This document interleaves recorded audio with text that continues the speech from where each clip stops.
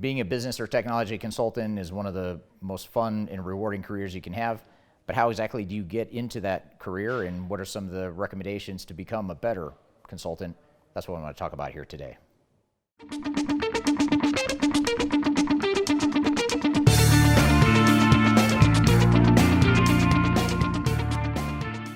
My name is Eric Kimberling. I'm the CEO of Third Stage Consulting. We're an independent consulting firm that helps clients through their digital transformation journeys. And I started my career at one of the big 5 consulting firms at Price Waterhouse back in the late 90s. I have been a consultant my entire career for about 25 years. And I also have worked at smaller organizations too, even before starting my own company. So the advice I want to give here today is relevant whether you're just starting out in consulting, whether you're an established consultant, whether you want to work at a small organization or even work as an independent solo consultant, or whether you want to work at a large consulting firm like PwC or Accenture or Deloitte or any of those larger consulting firms. So what I want to talk about today are some of the key things that I found to be critical to the success of good consultants in the business and technology space. The first and probably most important trait of good and even great consultants is to listen and to really understand clients and understand what the needs are and ask really good questions.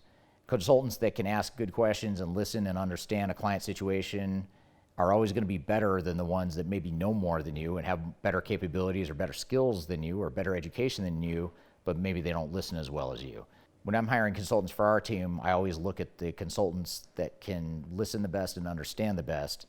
And that's a key trait that is hard to prove on a resume, but if you can prove it in an interview or in any sort of recruiting process, that's going to go a long way to being a great consultant. Having a breadth of knowledge is one of the more important traits of good consultants as well. So when you think about the sorts of transformations that you're going to guide your clients through, or perhaps you already do, there's a lot you need to know in terms of business processes and organizational change and new technologies, program management, strategy, all that different stuff is important to be an effective consultant. And while you can't be a jack of all trades necessarily and be good at everything, you can constantly be pushing yourself to expand your knowledge and learn more and more about different parts of transformation. So as an example, if you're a project manager, it can be highly effective to go get certified in organizational change management or go learn more about technology. If you're a change consultant, it can be very effective to go learn more about technology. If you're a technology consultant, go learn more about organizational change management and push your boundaries of what you know. And the better you have a big picture understanding of transformation, the better your area of specialty is going to be executed by having that broader knowledge.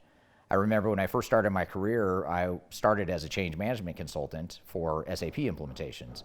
And one of the first things that I was asked to do was to go get certified in SAP, and I didn't want to do it. That was the last thing I wanted to do as a change and a strategy type of consultant. But in hindsight, I'm really glad I did it because it gave me a good understanding of technology. It gave me a good foundation of how technology works to augment the people and the operational consulting that I felt like I was really good at.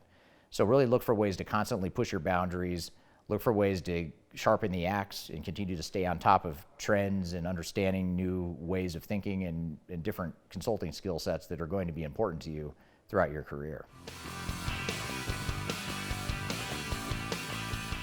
One of the biggest downfalls of consultants is when they come in with the right answer without fully understanding what the situation is.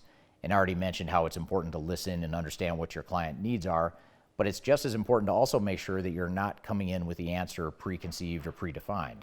For example, many consulting organizations have a cookie cutter approach of one way of doing things, which on one hand gives them the ability to scale and bring on kids out of college to teach them how to consult in a consistent way. But the bad news is cookie cutter approaches rarely work for organizations. There's certain parts of consulting and certain things you do as a consultant that can be repeatable, and maybe the way you did things for your last 1 or 2 or 10 clients could also apply to your next client. But there's going to be a lot of things that don't apply and new situations that you're going to face where you have to really figure out, how do I know which tools to draw from, and how do I tailor my knowledge and tailor my frameworks and my methodologies to fit a specific situation. So it's important to resist that temptation to come in with the answer or assume you already know what the answer is prior to getting to know a client and understand in full what their needs are.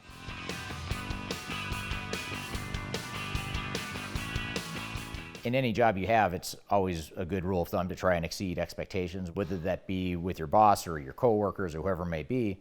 But in consulting, it's even more important because someone, if not you, is getting paid good money on an hourly rate to do the type of work that you're doing. And again, it may not be you that's receiving that money, but your company that you work for is charging good money. And the client that's paying for those service is going to expect more as a result. So what may be okay performance or good performance at a normal organization is probably not enough at a consulting organization. As a consultant, you really have a higher standard and you have to exceed expectations, and you have to prove the value for every hour you work, every day you work, every week you work for any given client or any given project.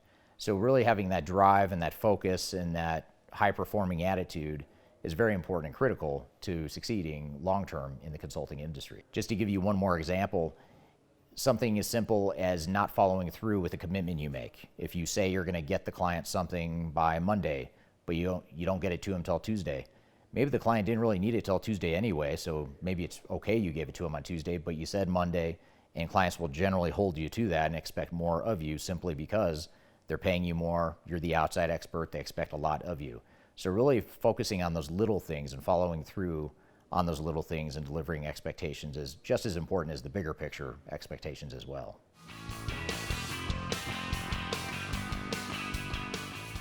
Being perceived as an expert in your industry or in whatever specialty area you're in is an important part of being a good consultant.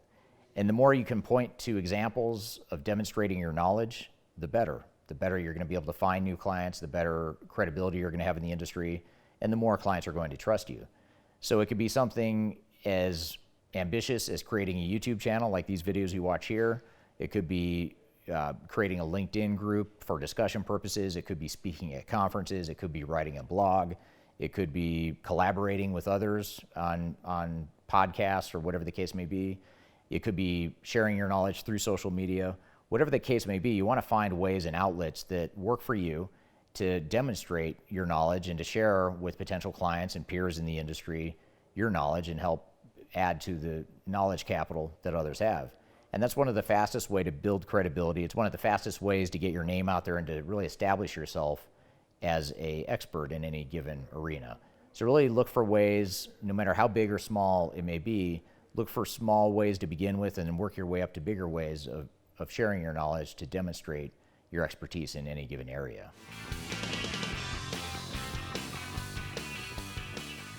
I hope this has given you some guidance and some ideas on how to further your career, perhaps how to start your career as a business or technology consultant.